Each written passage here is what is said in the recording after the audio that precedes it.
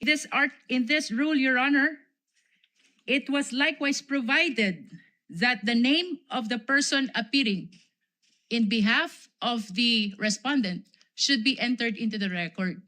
And by the answer, Your Honor, it is humbly believed that it pertains to the particular plea of whether guilty or not guilty of the respondent, Your Honor. Likewise, Your Honor, under Rule 22:21, Your Honor, the trial of all the articles of impeachment shall be completed before the senators vote on the final question of whether or not the impeachment is sustained.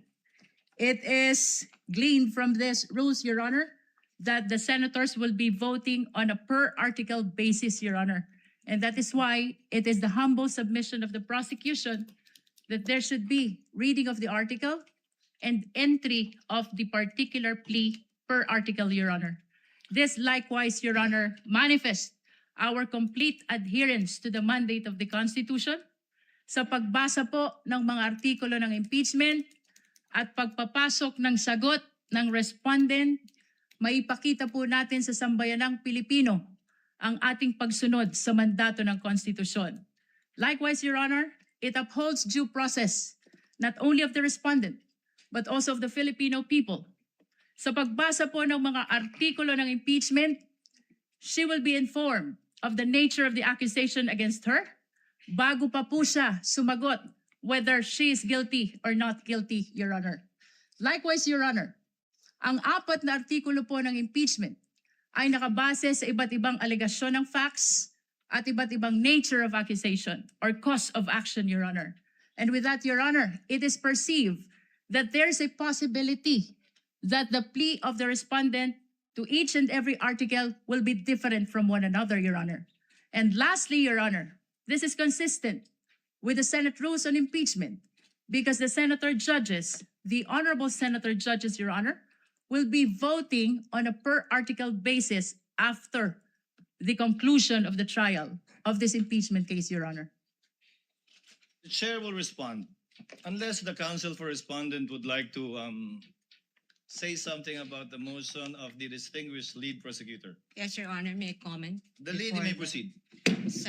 Before the presiding officer can rule on the motion or request of the lead prosecutor. But before I give my comment, may I just clarify if the lead prosecutor is now making a motion to arraign the respondent accused. Your Honor, whether this is arraignment or otherwise, the motion of the prosecution is very much consistent with the Senate rules on impeachment. I think the question, Your Honor, is very simple. As I have It's mentioned, Your answerable by Honor. yes or no, Your Honor. Rule Is the 7, lead prosecutor, Rule 9, is the lead Let prosecutor this not be a debate between the requesting councils. for the respondent accused to Counsel be for arraigned, Your Honor? respondent, kindly make your comments and avoid asking questions from the counsel for the prosecutor.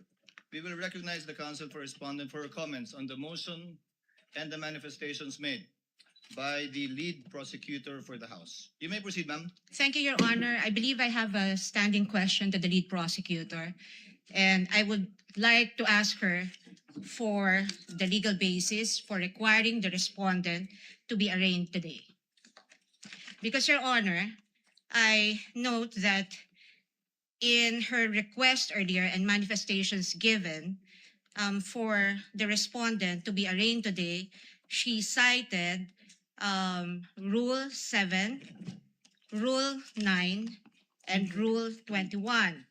However, in Rule 7, it very clearly states that if the person impeached after service shall fail to appear either in person or by counsel on the day so fixed, or appearing shall fail to file his answer to such articles of impeachment, the trial shall proceed nevertheless as upon a plea of not guilty. Well, this rule is clear. It does not talk about any arraignment.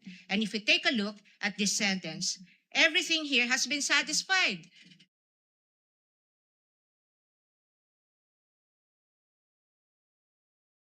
The respondent accused is here, has attended through counsel. She may not be in person, but the notice given to the defense is that she may appear through counsel.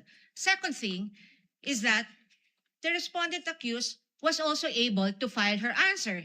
And so Rule 7 does not support the request of the lead prosecutor that the respondent accused be arraigned today. Now, on the matter of Article 9, counsel also say that the person impeached shall then be called to appear and answer the articles of impeachment against him or her. And if he or she appears, or any person for him or her, the appearance shall be recorded, stating particularly if by himself or by agent or counsel, naming the person appearing in the capacity in which or he appears. If he or she does not appear, either personally or by agent or counsel, the same shall be recorded. And for all intents and purposes, respondent is present today through counsel. There is also nothing in Rule 9 that requires the reading of a 23-page articles of impeachment, which will be a waste of judicial time. Finally, under Rule 21, Your Honor,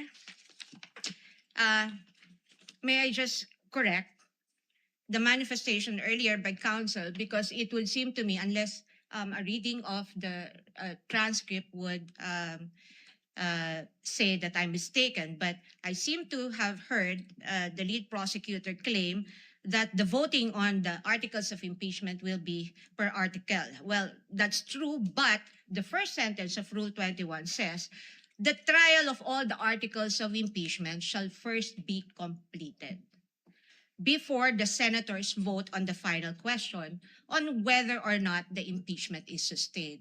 Now, honestly, I do not see how Rule 21 is related to the motion now being requested or propounded by the lead prosecutor.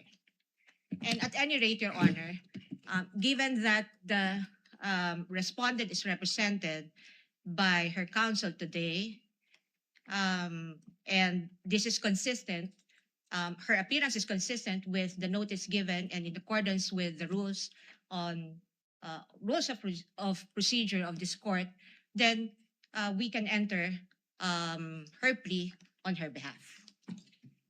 The arguments of the parties are duly noted. Chair will now make its ruling. The articles